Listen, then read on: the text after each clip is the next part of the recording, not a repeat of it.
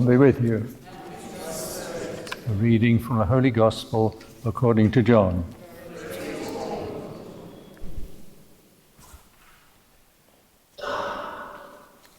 A man was ill, Lazarus from Bethany, the village of Mary, and her sister Martha. Mary was the one who had anointed the Lord with perfumed oil and dried his feet with her hair. It was her brother Lazarus who was ill. So the sisters sent word to him saying, "Master, the one you love is ill." When Jesus heard this, he said, "This illness is not to end in death, but is for the glory of God, that the Son of God may be glorified through it." Now Jesus loved Martha and her sister and Lazarus. So when he heard that Lazarus was ill, he remained for 2 days in the place where he was. Then after this, he said to his disciples, "Let us go back to Judea." The disciples said to him, "Rabbi, the Jews were just trying to stone you, and you want to go back there?" Jesus answered, "Are there not 12 hours in a day? If one walks during the day, he does not stumble, because he sees the light of this world. But if one walks at night, he stumbles, because the light is not in him." Jesus said this, and then told them, "Our friend Lazarus is asleep, but I am going to awaken him." So the disciples said to him, "Master, if he is asleep, he will be saved." But Jesus was talking about his death, while they thought that he meant ordinary sleep. So then Jesus said to them clearly, "Lazarus has died, and I am glad for you that I was not there, that you may believe. Let us go to him."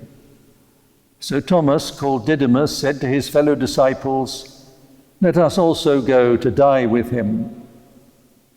When Jesus arrived, he found that Lazarus had already been in the tomb for 4 days. Now Bethany was near Jerusalem, only about 2 miles away, and many of the Jews had come to Martha and Mary to comfort them about their brother. When Martha heard that Jesus was coming, she went to meet him, but Mary sat at home. Martha said to Jesus, "Lord, if you had been here, my brother would not have died. But even now I know that whatever you ask of God, God will give you." Jesus said to her, "Your brother will rise." Martha said to him, "I know he will rise in the resurrection on the last day." Jesus told her, "I am the resurrection and the life. Whoever believes in me, even if he dies, will live. And everyone who lives and believes in me will never die. Do you believe this?" She said to him, "Yes, Lord, I have come to believe that you are the Messiah, the Son of God, the one who is coming into the world." When she had said this, she went and called her sister Mary, secretly saying, "The teacher is here and is asking for you." As soon as she heard this, she rose quickly and went to him. For Jesus had not yet come into the village, but was still where Martha had met him. So when the Jews who were with her in the house, comforting her, saw Mary get up quickly and go out, they followed her, presuming she was going to the tomb to weep there. When Mary came to where Jesus was and saw him, she fell at his feet and said to him, "Lord, if you had been here, my brother would not have died." When Jesus saw her weeping, and the Jews who had come with her weeping, he became perturbed and deeply troubled, and said, "Where have you laid him?" They said to him, "Sir, come and see." And Jesus wept. So the Jews said, "See how he loved him." But some of them said, "Could not the one who opened the eyes of the blind man have done something so that this man would not have died?" So Jesus, troubled again, came to the tomb. It was a cave, and a stone lay across it. Jesus said, "Take away the stone." Martha, the dead man's sister, said to him, "Lord, by now there will be a stench. He's been dead for 4 days." Jesus said to her, "Did I not tell you that if you believe, you will see the glory of God?" So they took away the stone, and Jesus raised his eyes and said, "Father, I thank you for hearing me. I know that you always hear me, but because of the crowd, I have said this, that they may believe that you sent me." And when Jesus had said this, he cried out in a loud voice, "Lazarus, come out." The dead man came out, tied hand and foot with burial bands, and his face wrapped in a cloth. So Jesus said to them, "Untie him and let him go." Now many of the Jews who had come to Mary and seen what he had done began to believe in him. The Gospel of the Lord.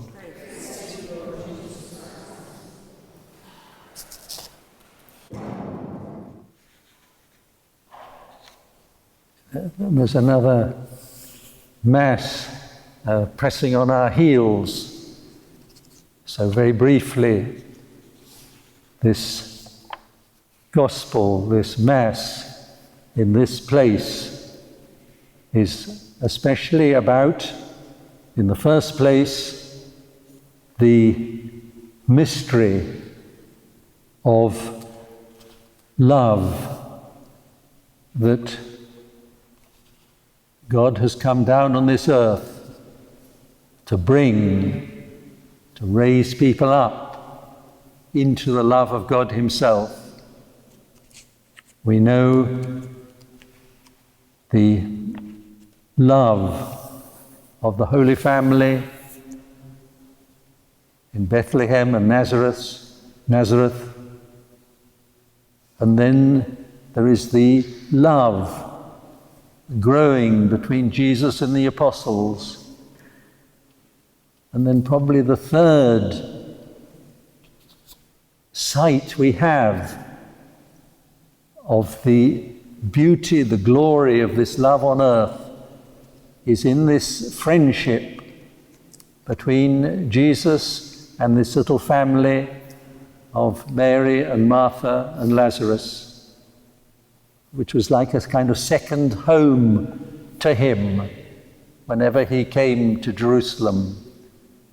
And we see this deep love in this gospel,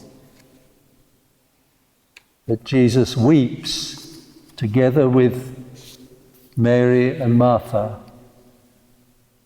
And this is the love that is in the church, but each individual member, every one of the brothers and sisters, each one of us is called to pay attention to this love.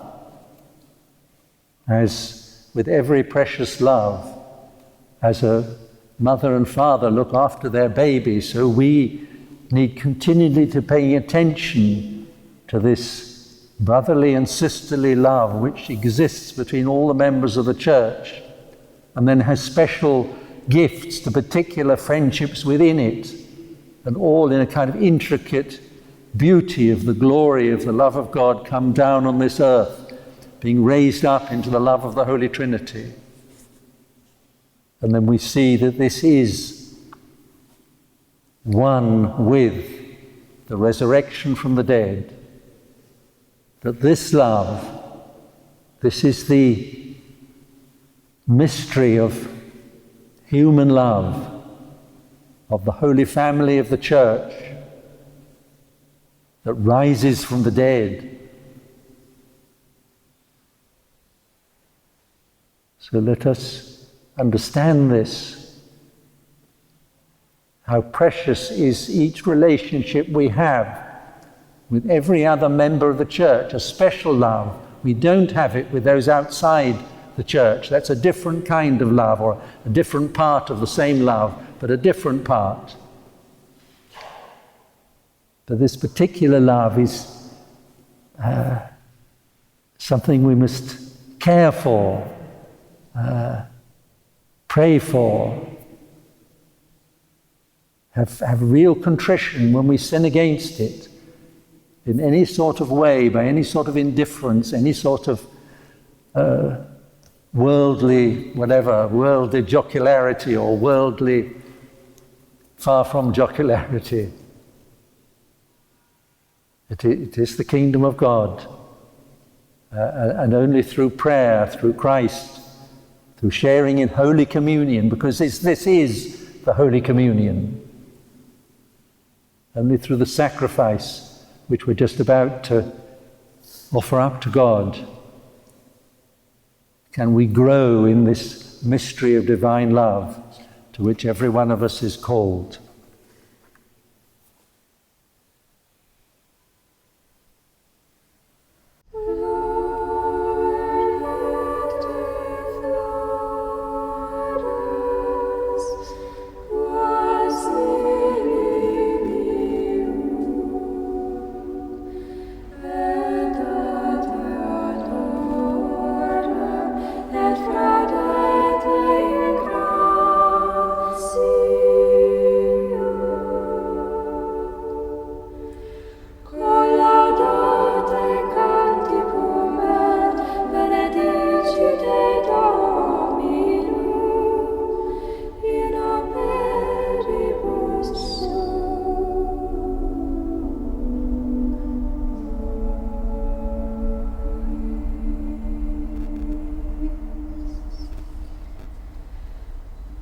State ad videre